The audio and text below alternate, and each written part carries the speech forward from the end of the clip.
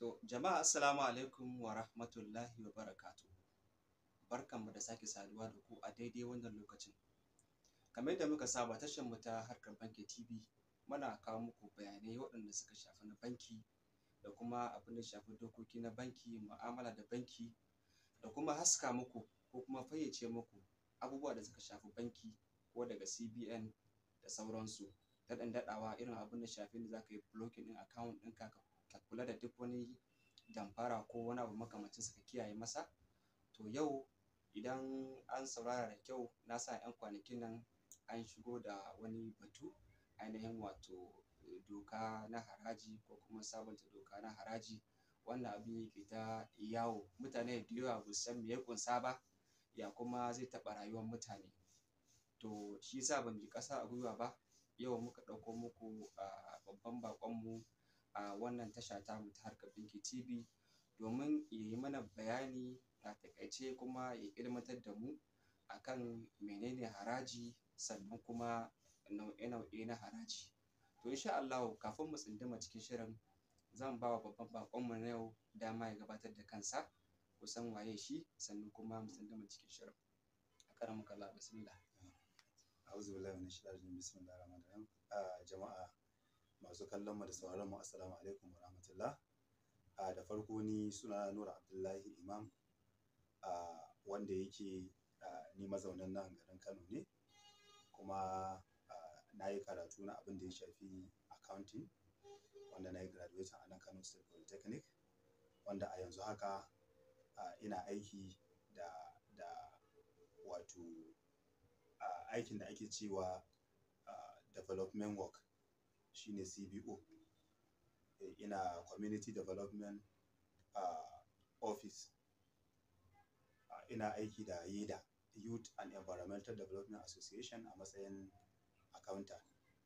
Sannan kuma ina aiki da Al-Mustaqbal bin Bas Rehabilitation Center a matsayin accountant, sannan kuma babban limami.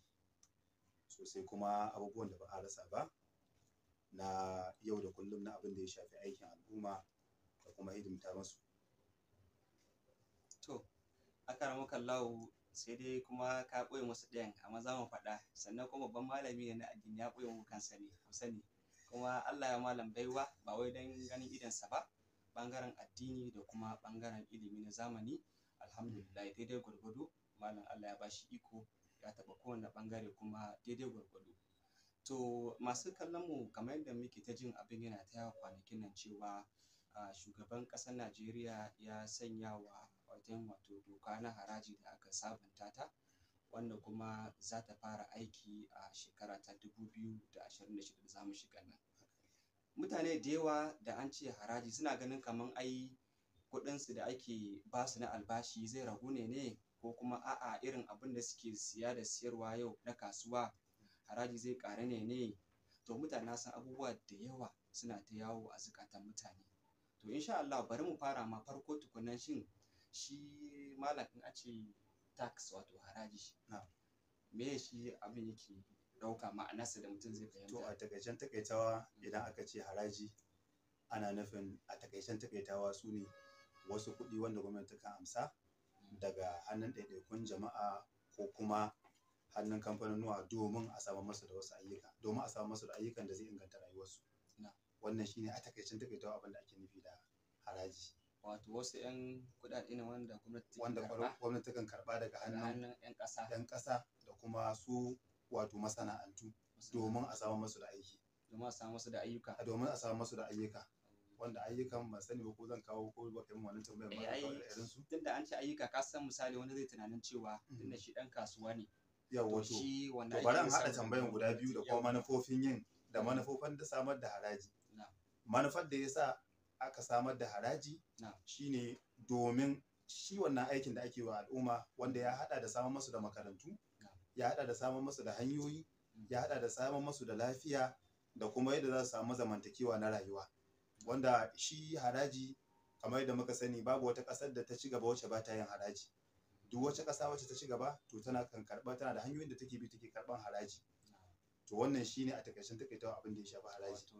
kuɗaɗe da gwamnati ke karɓa hannun 'yan ƙasa na'am saboda ta musu ayyuka saboda wanda ta suka musu shafi ayyuka wanda rayuwarsu suka na shafi ci gaba rayuwarsu da sauransu haka ne da harka irin su tituna da ake yi da Yawwa. makarantu da asibitoci Duka ana gyaran yin su da su ne. sauransu duk da ana yin su ana yin su daga ne daga cikin wato abin da ya shafi ana akan yi su daga cikin abin da ya shafi haraji na'am yana ɗaya daga cikin hanyoyi saboda gwamnati tana da hanyoyi da dama wacce takan bi domin ta yi aiki amma dai haraji yana cikin hanya da yake kuma wato na farko ko in ci shine ita ce hanya ta farko wanda gwamnati takan bi kafin ma a yi tunanin kila ana da wani abin da za a yi mining domin a samu a haraji shine na farko hanya da gwamnati takan bi ta samu domin ta yi wa 'yan kasanta aiki wanda za ka ga yanzu yawanci al'umma idan aka yi magana akan aiki a haraji ko idan aka yi magana akan tattalin arzikin ƙasa kawai mutane sai a juya akalan aiki akalan tunani zuwa ga misali kila a ce man fetur da ake da su kawai sai a juya akalan wanda kuma ba shi bane a asali manufa ko asalin aiki gwamnati kan yi aiki da kuɗaɗen harajin mutane tun da mutanen farko asalin farko haraji akan karɓa wanda kowane addini kuma akwai hanyoyin da suke bi suke karɓan haraji domin su yi aiki wanda shi ne kamar a dakacin mai dangali shi din harajin ne yawa shi ne yana da shi ma ire-iren shi ne shi ma ire-iren shi ne yawa na gargajiya a can baya shi ma ire-iren shi ne a cikin yadda ake karɓa kwarai da gaske malam yanzu mun ji dai ainihin wato ma'ana haraji da kuma in an karɓi wannan haraji din me ake yi wa 'yan ƙasa da su to shi wannan doka da shugaban ƙasa ya sa wa hannu cewa shekara ta 2026 za ta fara aiki shin wai sabuwar doka ce ko kuma a'a kwaskwarima ce aka wa dokar da ta kasance a baya idan kuma kwaskwarima ne to a takaice shi da ya tsarin yake kuma yanzu wannan sabuwar dokar da aka kawo aka sa hannu ya zai kasance kenan na fara da na farko to bari mu fara da na farko kamar yadda malam ya ce kamar sai mu ɗauki tunda malam ya yi tambaya akan ita dokan dama akwai ta ko ko a'a to tashin farko abin da ya kamata sai mu duba sunan ita dokan cewa aka yi tax reform bill yawa tax reform bill kuma in zaka fassara shi a sauƙaƙe zaka ce shine sabanta dokokin karɓar haraji ma'ana to kaga idan aka ce sabanta dokokin karɓar haraji dama can akwai dokokin to sai aka ce za a ɗauko su a sabanta su to kaga dokokin dama akwai su an ɗauko su ne domin a sabanta su wannan a takaice shine wato dokokin sabantawa dama a yi abu tsoho na ake sabanta shi yawa sai ake so a sabanta za a yi mashi kwaskwarima za kuma a wato fito da wasu hanyoyi wanda za a sauƙaƙa kamar yadda muka sani kowace gwamnati tana zuwa da tsarinta da kuma yadda za ta yi ta cimma muradan da wato ta sanya a gaba a yayin kamfen da kuma yadda take aiwatar da mulkinta to kowace gwamnati ta kan yi duba mai girma shugaban ƙasar Najeriya Bola Ahmed Tinubu kenan wato a shekara ta 2023 farkon wato mulkin sa kenan ba dadewa ba shi ya kafa kwamiti akan yana ganin cewa sashen haraji yana ɗaya daga cikin wasu sashi wanda yake zai iya haɓaka wato gwamnatin shi iya biya wa mutane wato alƙawuran da ya musu da haka ya sanya kwamiti a ƙarƙashin house cewa a je a sabanta wannan dokoki to farko da a majalisa kenan farko da aka sabanta dokokin shine an samu dan cikuce wajen al'umma na abin da ya shafi abubuwa guda biyu kamar yadda malam ya tambaya akan na da na yanzu idan muka duba a dokan haraji a da asali wacce muke da ita wanda shi mai girma shugaban kasa ya zo ya samu doka ce wanda zamu ce kawai ana yin ta daban-daban ma'ana ana karban haraji da yawa hannun mutane za a ce ka bada kuɗin kaza a ce ka bada kuɗin kaza ka bada kuɗin kaza akwai haraji za a ce in an shigo maka da kaya za ka bada akwai haraji wanda za a ce in ka shigo da kaya custom duty za ka yi akwai haraji wanda za a ce idan za ka fita da wata takarda wanda za ka yi sani wanda muke cewa stamp duty ita ma za ka biya akwai haraji na kaza to duk irin wannan harajin ita wannan tax reform bill din da aka zo da ita sabuwar ta Najeriya ta zo ne da manufan cewa ta sauƙaƙa su ta maida su cikin abu guda ɗaya gabaki daya bari mu dauki misali bari mu dauki misalin abin da ya shafi VAT wani san kan shi ne da ake ta maganganu kan shi ne aka yi ta kai ruwa rana in maka ce VAT muna nufin value added tax shi VAT abin da ake nufi da VAT shine wani haraji ne wanda gwamnati take karba daga hannun al'umma wato na abubuwan da suke amfani da shi ne da kullum kamar misali yanzu misali idan aka ce ana sai da suga akwai abin da ake cewa direct kuma da indirect bari in yi wannan bayanin shine sai sa al'umma su fi ganewa akwai direct akwai indirect zaka iya wasu ma ba san suna biyan haraji ba abin da suke ci to ina so al'umma su gane cewa shinkafan da kake siye kake ci dama can kana biyan haraji suga da kake sha ita wannan shinkafa da kake amfani da ita kana biyan haraji suga kana biyan haraji kai kayan jarirai kai ka je ka sai magani duk abin da ka sani kana biyan haraji to sai dai akwai wani tsari da muke cewa direct da indirect tax.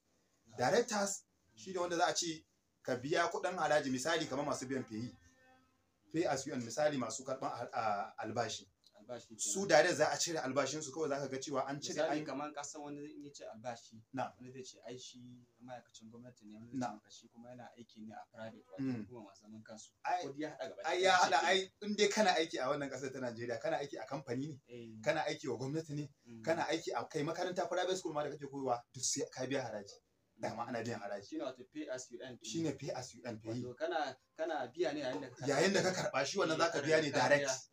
Shi wannan da shi muke cewa direct tax.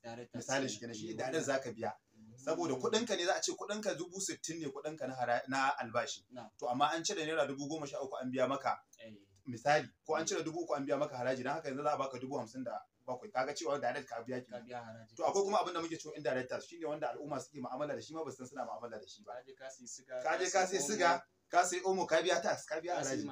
Ka sai mashin din duk ka biya haraji, duk abin da ka sai ka biya haraji.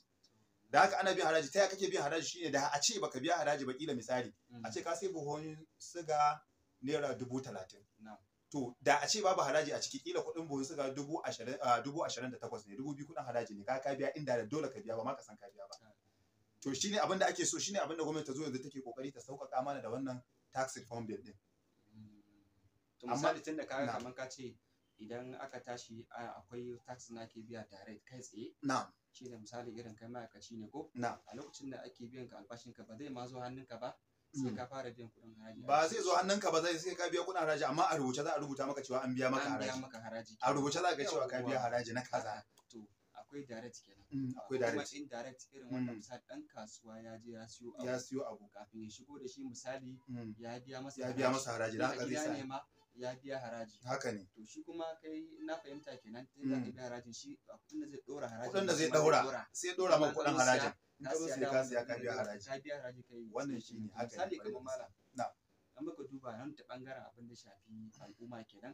Kuma yanda ita tsarin dokar ta zo. Inda kamar yadda ka faɗa cewa daman doka na haraji iya nan. Wannan kwaskwarima ne aka wa doka. Haka ne, haka ne. To shi kwaskwariman nan ya da wani salo ta zo kuma a ya aka tsara abu. To ita wannan kwaskwarima da ta zo ta fuskoki daban-daban, ta yadda da taimako irin na CBOs din, community based organization, irin sun mu da sauran masu hidimtawa al'umma da sauran gwamnoni da sauran al'umma aka samu sauki. Zan yi bayani duka guda biyu. Ita wannan doka a yanzu a dunkule ta zo da manufan sauƙaƙawa al'umma, ko kuma an kawo ta da fuskoki da dama, wanda ya kai 4 zuwa kuma 5 na ƙarshen su. Wato ta kaman ta kashi kuma mataki abubuwan da ta zo da su dai, wanda ta zo da su domin ta cimma ga al'umma. Muradan da ta tsara domin ta cimma al'umma sun kai wajen guda 4, wanda an rubuta su da Turanci, kuma zan iya fassara su da yaren Hausa. Muna so mutane su fahimta ya abin yake, saboda wani yana tunanin da an ce wannan gyara ma yana tunanin kamar kuɗi za a kwashe masa. Ba haka bane. Ba haka bane. Za mu yi bayani. Ka gane, yana da kyau kai wa al'umma, kai wa kowa adalci. Za mu faɗi meye dalilin da ya sa al'umma suke wa ita wannan doka mummunan fahimta. Sannan kuma meye dalilin da ya kawo cece-kucen da aka samu a farko, za mu faɗa. Sannan kuma sai mu yi wa mutane bayani akan kuma sauƙin da aka samu a yanzu bayan wancan cece-kuce da aka yi. An fahimta ku? Na farko dai ita dokan an zo da ita ne domin faɗaɗa sashen haraji ta hanyar haɗa wato tushen kasuwanci na iri daban-daban wanda ake na bayan fage, wanda ake ce mashi informal sector, kasuwanci na bayan fage. Wala an fahimta ku? Kamar kasuwanci na bayan fage. Da kuma tattalin arzikin wato na internet, abinda ake cewa na fasaha zamu ce kenan, abinda ake cewa digital economy. Wata abin da shafi harkar amfani da na'ura na zamani. Wanda da misali mun saba in ka je kasuwa zaka siyi abu ka ba kuɗi ko, amma an ce digital zaka buɗe wayar ka shiga internet, zaka buɗe wayar ka siya abu abin da kuma da kuɗi, kaga duka abu ne akan internet. Duka abu ne. To wannan shine farko abin da wannan doka ta zo ta tabbata. Saboda idan muka duba wasu kasashen da suke ba Najeriya ba, za mu ga cewa suna da bambanci akan kasuwancin bayan fage da muke magana. Shine informal business da ake kira sector. Shine kasuwancin bayan fage, misali kamar masu sai da tumatir a kasuwa, su kasa tumatir, kamar masu sai da awara, kamar masu, to mu al'umma mu ta fi amfana ko ta fi amfani, mafi yawan al'ummar mu sun fi rinjaya akan ita wannan kasuwancin, wanda kuma a baya ba sa biyan haraji. Wato ina fahimta malam a takaice Na'am. in ka ce kasuwanci da ake yi ta bayan fage, wato kamar irin waɗanda ake yin su ba tare da rajista ba kenan. Wanda ake yin su shine ake cewa informal sector, wanda ake yin su ba tare da rajista ba a sakwaƙi. Shine duk wani kasuwanci wanda za a yi ba tare da kayan rajista ba, abinda ake cewa registration da ake yi. Mai sai da rake, mai sai da awara, yawwa mai shago na dukansu. provision ne haka. Haka Ya shiga ciki. ya shiga ciki. Da haka ƙasar Najeriya kuma muna ɗaya daga cikin ƙasashen da muka fi yawaita wato irin wannan informal, muka fi amfani da irin wannan hanyar ta kasuwanci. Wannan shine wato abu na farko. Sai sadara na biyu na ita wannan sabuwar dokan shine sauƙaƙa tsarin biyan haraji da rage wato yawan haraji iri-iri da ake karɓa, kamar yadda ne bayani a farko. Yanzu shi wannan tsarin ya zo da abin da ake cewa e-tax payment. Shi e-tax system ko payment, shi za ka biya haraji ne kai tsaye zuwa ga ita gwamnati ba tare da kila wani ya kawo ma takarda ba ko wani abu na, kai tsaye za ka abin nan. Yan rabanu sun zo babu wannan. Ita wannan doka ta zo da abu na biyu kenan. Komai akan intanet za ka abin nan, wanda shi ma yana da matukar muhimmancin shi. Idan muka zo gaba za mu ji me amfanin shi wato e-payment din, ko ban sani ba kila ma za mu rika hadawa ne muna shi ne tafiya. Saboda lokaci to daga cikin amfanin shi e-payment din shine shi wannan dokan harajin a cikin shi din dai ya zo da tsarin cewa daga ciki za a rage cin hanci da ake samu da rashawa, wanda yake tasowa, wanda shine matsala ne. Yana ɗaya daga cikin abin da yake sa 'yan ƙasa suke dan shakku akan abin da ya shafi harajin. Aka je haraji wa ake ba kuɗin, kuma yau yake da harajin da kuɗin, wanda da ƙarshe za mu kira ga gwamnati akan hanyoyin da muke gani cewa za a iya wato sauƙaƙa wa mutane su san me ake yi da kuɗin su. In dai gwamnati tana so mutane su ba da haɗin kai cikakke, to a samar da wani system wanda zai samar da wato me zan ce da Hausa, wanda zai rika bayyana transparency, ma'ana a rika bayyana a filla a bayyane, a samar da wata platform wanda yake kun biya wannan jihar sun biya kaza, wanda za mu zo mu bayani akan ratio na rarraba yadda za a raba kuɗaɗen, wanda yana ɗaya daga cikin abin da ya kawo ce ku ce kamar yadda ne muka bayani. Wannan jihar ta biya kaza, kasanta da aka bata kaza ne, to a samar da wannan platform din. Idan an yi aiki sai a ce to ga wannan hanya an yi ta ne da wannan kuɗin da aka amsa na wannan shekaran ko na shekaru kaza, wannan kuɗin an samar da wannan makarantu a gu kaza da wannan kuɗin an samar. To idan aka yi haka, al'umma za su ƙara samun kwanciyar hankali, kuma za a ƙara samun haɗin kan al'umma wajen su ga cewa sun ba ita wannan doka gudunmawa, ita gwamnati ci baradanta, al'umma su kuma su amfana da wannan wato sabon tsari na haraji. Wannan na biyu kenan, sauƙaƙa hanyar biyan haraji da yadda ake biyan haraji na iri-iri. Ka biya kuɗin kaza, a'a yanzu sau ɗaya za ka biya a shekara. Idan aka haɗe maka baki ɗaya, za mu faɗi percentage ɗin a zuwa nan gaba. Idan ka biya, to shi kenan kuma wato sai ka ci gaba da harkokinka ba, ko wanda kuma zai ƙara zuwa dame ka, ya zo ya ce maka biya wani kuɗin haraji. Sai na uku shine inganta tara kuɗaɗen shiga da daƙile asaran kuɗaɗe da ake yi. Wannan hanya idan muka yi amfani da tax system ɗin nan, to zai inganta wato biyan kuɗin, zai kuma hana daƙile asarorin da ake na kuɗi. Asara in the sense of kila sai a ce an bugo takardu, ba ko mu ce ba ma cin hancin ba da rashawa, sai da aka bugo takardu, aka yi meye na printer, aka yi kaza irin wannan kuɗaɗen da za a kashe, to wannan za a daƙile wannan abubuwan, saboda shi zai rika tafiya ne electronic, kamar yadda kake biyan kuɗi, yadda kake transfer ɗin kuɗi, haka za ka yi transfer kawai ya wuce. Wanda kafin ma a fara wannan system ɗin, ina ganin mu dai a nan jihar Kano, mu da yadda ake karɓar haraji yanzu kusan an canza wannan. Yadda muke biyan feyi, muna kai feyi duk ƙarshen wata muna kai feyi. So yanzu mun koma wannan e-system ɗin a office yanzu. Da yadda nake biyan haraji, sai na tafi banki, sai na yi raising ɗin voucher daga office. In na raising voucher daga office, sai in rubuta check. Idan na rubuta check, sai mu je a yi signing. Bayan an yi signing, zan ɗauki check ɗin nan sai in kai banki. Idan na kai banki sai a yi remita, sai a remita ɗin kuɗin sai a cire. Idan aka cire kuɗin, sai kuma in ɗauki wannan takardun, sai in je in filing, sai in tafi can Federal Revenue, in tafi can FIRS, in je in abin. To yanzu duk sun sauƙaƙa mana wannan. Yanzu kana zaune a office, kawai za ka buɗe kwamfutan ka, sun samar da wato shi e-system ɗin na e-payment ɗin nan, za ka shiga gabaki ɗaya, za ka fitar da receipt ɗinka gabaki ɗaya, abin nan dukkan na wannan zirga-zirga yanzu an fara samun sauƙi. To kaga wannan shine so min taɓi kafin ma a shigo shi wannan tsarin. Shi wannan tsarin insha Allah idan al'umma suka nasu a yanda mu muka fahimci dokan, kamar yadda na faɗa wa al'umma, ni ba wai jami'an gwamnati bane, ina tare da al'umma ne a matsayina na community based organization, wanda nake aiki tare da al'umma, kuma ina cikin al'umma, ina aiki tare da al'umma. Da haka ina magana ne da yawun al'umma, yawa ba wai da yawun gwamnati ba. da haka ina kira ga al'umma cewa mu nasu insha Allah a cikin dokar da muka duba wato insha Allah za a samu sauki kwarai da gaske. Za mu bayani akan ta yadda za a samu sauki. Wanda zai iya tunani to ta yaya za a samu sauki, to ban sani ba ko shi ma za mu haɗe da abin nan din. Yanzu kana kan sadara ta uku. Ka ce na farko na shi kansa harajin. Yawwa. Aka kawo na biyu kuma. Yawwa. Tsari na payment na system din ko. Yawwa. To idan muka shiga cikin bill din. Idan muka shiga cikin bill din kai tsaye sai mu ga akwai federal government. Akwai yadda ta tsara yadda za a karɓi haraji da yadda za a kashe haraji. Ita gwamnatin tarayya yawwa da Hausa.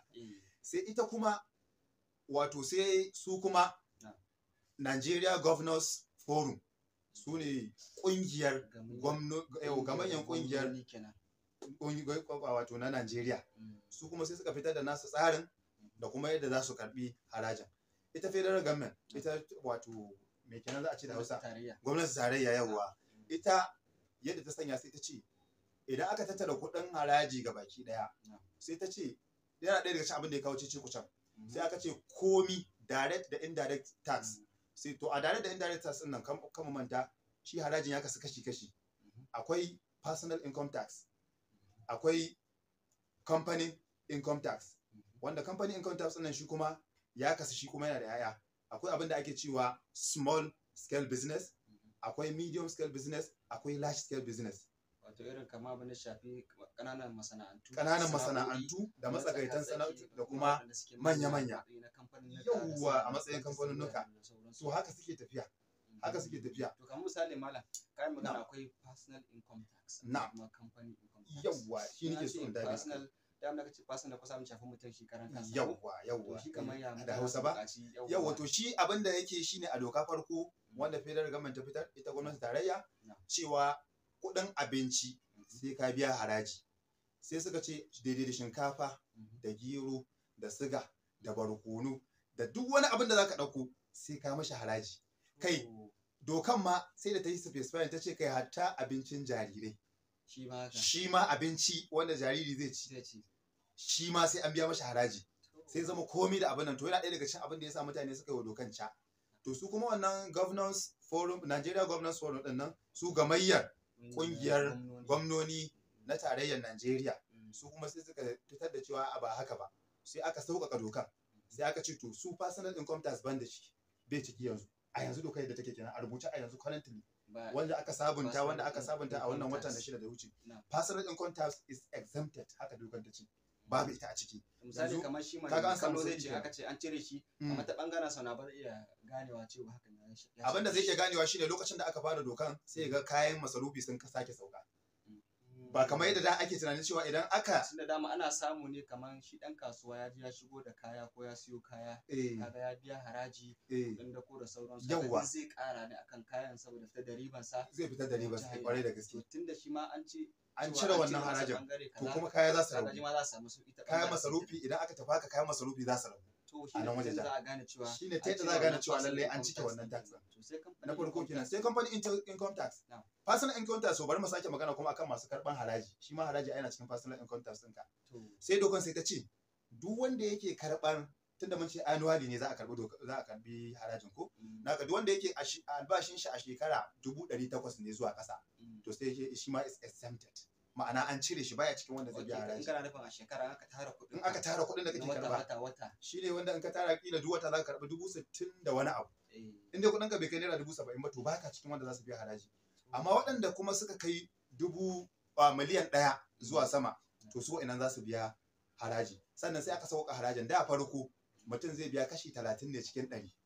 To yanzu sai aka sauka haraji sai aka ce zai biya kashi 25 ne cikin 100 na haraji maimakon kashi an cire kashi 5 a wancan. Wanda shi ne yanzu yake a rubuce wanda ake jiran mai girma shugaban kasa ya sanya wa hannu. To sai wato kaga wannan kenan mun yana magana personal kenan ko? To sai mu zo magana akan company. Company mun ce akwai karamin business masu ƙananan business su gabaki ɗaya an cire su daga cikin haraji su ma an ce it's exempted.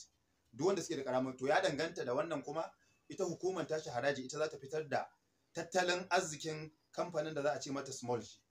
Akwai tattalin arziki wala daidai kan wannan gabar na numfashin ka ba da kashe kai mana bayanin wato cewa shi dokan zai cire wannan personal income tax da misali irin albashinka in dai a shekara bai kai dubu nawa kace 800. 1800 ba Na. to ba za a rika ciran wannan ba za a cire wannan harajin ba. harajin daga cikin albashin dokan ta cire exempted.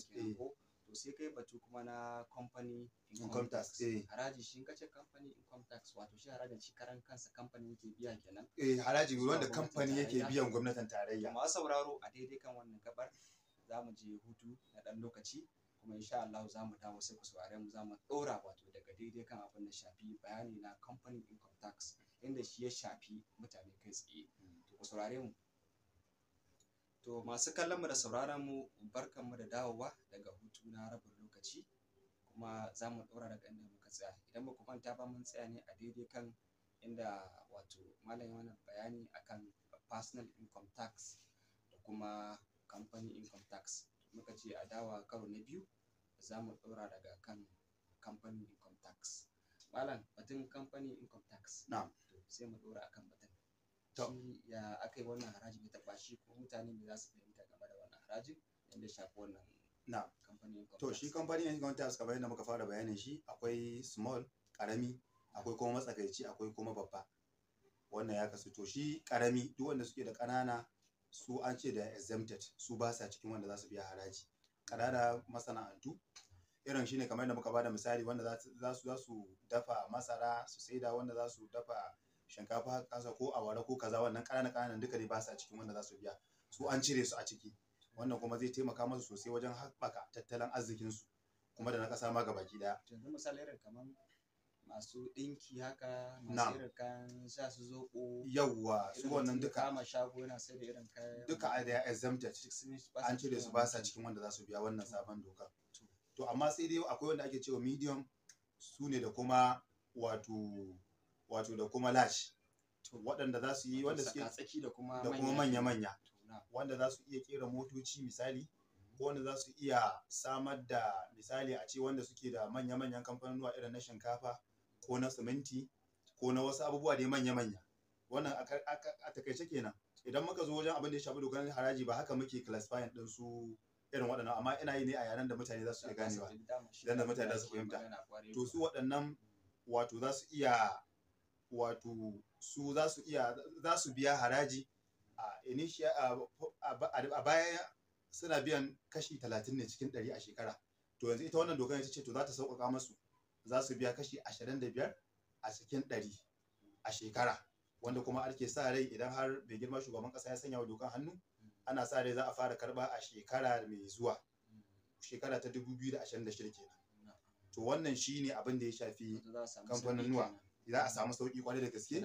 Kuma wannan shine an ɗabbaka shi sosai, mutane suka bada haɗin kai kamar yadda na faɗa. Mutane suka bada haɗin kai, to in Allah ya yarda za a samu sauƙi sosai, mutane za su samu sauƙi da ita wannan sabuwar dokar ta haraji. Idan har Allah ya taimake mu ta tafi akan yadda take a yanzu, to insha Allah za a samu sauƙi. To sai batu da kai na tunda yanzu mun ji nan abin da shafi wato irin kamfani matsakaita kuma waɗanda suke manya da kuma ƙananu, wanda kace su ƙananan an riga an ware su ba za su biya wannan haraji din ba. Su kuma matsakaita din su ne kace maimakon kaso 30 ne za su biya kaso 25. Kaso 25 an samu rage kenan. Su kuma manya din ya tsarin nasu yake. Su ne manya, su ne suka ce medium da kuma large. Suna kan tsari, yawa da tsakatsaki da manya suna kan tsari ɗaya ne. Suna kan tsari ɗaya. To yanzu kamar misali malam yadda muka magana, kasan su mutane a ƙarshen dai abin suna so su ji ne kai tsaye cin inda aka samu wannan harajin ya tabbata a inda aka tsara shi, to kasan mutane suna so su ga irin an samu canji. Haka misali mutum na farko canji da zai ga cewa ainihin wato ya shafi rayuwarsa na farko shi ne mutum kan abinci, kayan abinci da zai siya ko kayan sakawa ko kuma kayan amfani na yau da gobe, irin waɗannan abubuwan nan. To malam kamar ta ya mutum zai iya gane sauƙi haka da shine kamar mun shigar da wannan amsar taka a baya, shine muka ce mutum zai iya ganin cewa kaya za su iya sauka, za a iya ƙara samun ragowar farashi na kayan abinci da kayan da magunguna na lafiya, shi ma health yana ciki, an yi specifying ɗin shi ma a ciki.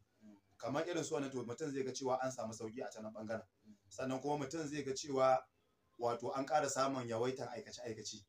Garuruwan da ba su da makarantu za a iya ga cewa an samu masa da makaranta, garuruwan da suke neman a yi masa hanya to za a iya gani da wannan saboda a wani sabon wannan tsarin idan har Allah ya tabbatar mana da wannan dokan ta tafi wato akwai tsatsauran matakai wanda gwamnatin tarayya ta tanadar domin wannan harajin haije ga al'umma shi yasa ta kirkiro wani sabon tsari wanda shi kuma a ƙananan hukumomi kawai ya shafa ta kira shi da suna development something da haka na ci gaba haka ta kira shi da suna ta ce ita shi wannan ya keɓanta ne ga ƙananan hukumomi wanda ƙananan hukumomi su ne wanda za su karɓi wannan haraji ko in ce gunsa zai zo idan harajin ya zo gunsu to ƙananan hukumomi za su samar da hanyoyin da za a bi a kashe kuɗin su da kansu maimakon a ce gwamnatin jiha ko gwamnatin tarayya ita wannan dokan ta yi specify ɗin musamman da can babu wannan dokan musamman aka samar da wannan dokan saboda ƙananan hukumomi to kaga shi yasa nake cewa idan Allah ya tabbatar mana aka dokan ta aka su ƙananan hukumomi su ne suka fi kusa da al'umma saboda a cikin su ake samun kansiloli su kuma zama suna cikin ward ne suna cikin al'umma ne su suka fi sanin kuma anan ake samu mu da muke ayyukan al'umma mu muka fi sanin wannan mu da muke ko da yaushe muna CBO muna shiga ƙauyuka muna shiga tsaunuka da sauransu muna shiga muna kallon abubuwan da al'umma suke ciki mun san irin waɗannan so kaga idan har wannan dokan ta tabbata a haka cewa za a ba wato ƙananan hukumomi wannan dama to insha Allah talaka zai ci moriyan ita wannan doka wato sabuwar doka ta haraji to kamar misali ma da irin kamar tababar da aka samu a baya ka san mutane an ta muhawara an ta cece kuce cewa ai wannan harajin shi an tashi wasu jihohi ne za su amfana wasu ba su amfana ba ko kuma a'a wasu ne yadda tsarin yake su sun fi daman ba da gudunmawa ɓangaren haraji a don haka in an tashi irin kaso na irin abin da shafi ayyuka na gwamnati da sauransu wanda suke da alaƙa da haraji